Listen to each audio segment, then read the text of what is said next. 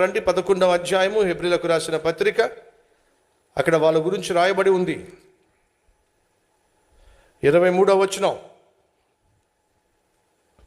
మోషే పుట్టినప్పుడు అతని తల్లిదండ్రుల్లో ఆ శిశువు సుందరుడై ఉండుట చూచి విశ్వాసమును బట్టి, దేనిని బట్టి అంటే వాళ్ళు ఎవరు చెప్పండి?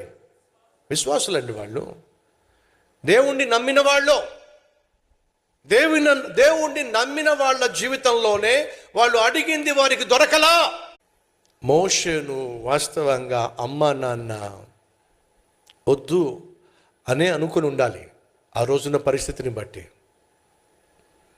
కానీ ఎవరినైతే ఆ రోజు వద్దు అనుకున్నారో ఆ కుమారుడు ఆ తర్వాత ముద్దుల కొడుకయ్యాడండి.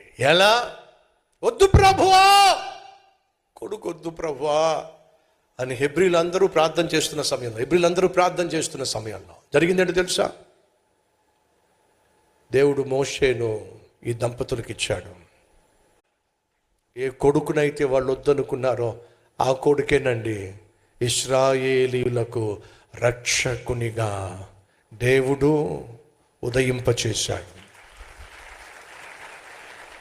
ఏ కుమారుడినైతే వాళ్ళు వద్దనుకున్నారో ఆ కుమారుడేనండి ఫరో మెడ ఉంచేశాడు. ఎర్ర సముద్రాన్ని 2 పాయలు చేశాడు. అరణ్యములో 20-30 లక్షల మందిని నడిపించాడు, పోషించాడు. ప్రపంచంలో ఆ వద్దు అనుకున్న కొడుకు ఎవరైతే ఉన్నారో ఆ కొడుకే ప్రపంచంలో ఉన్న నాయకులందరికంటే బహు గొప్ప నాయకునిగా, బహు గొప్ప ప్రవక్తగా వర్ధిల్లాడండి.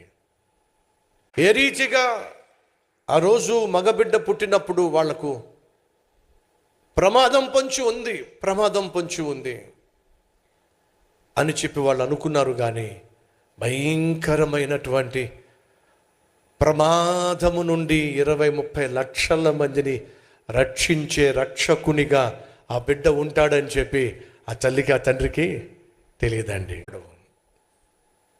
ఆ రోజు అమ్రాము యొక్కెబేతు ఖచ్చితంగా బాధపడి ఉంటారు. కానీ ఈరోజు మనకు అర్థమవుతుంది ఏమిటి?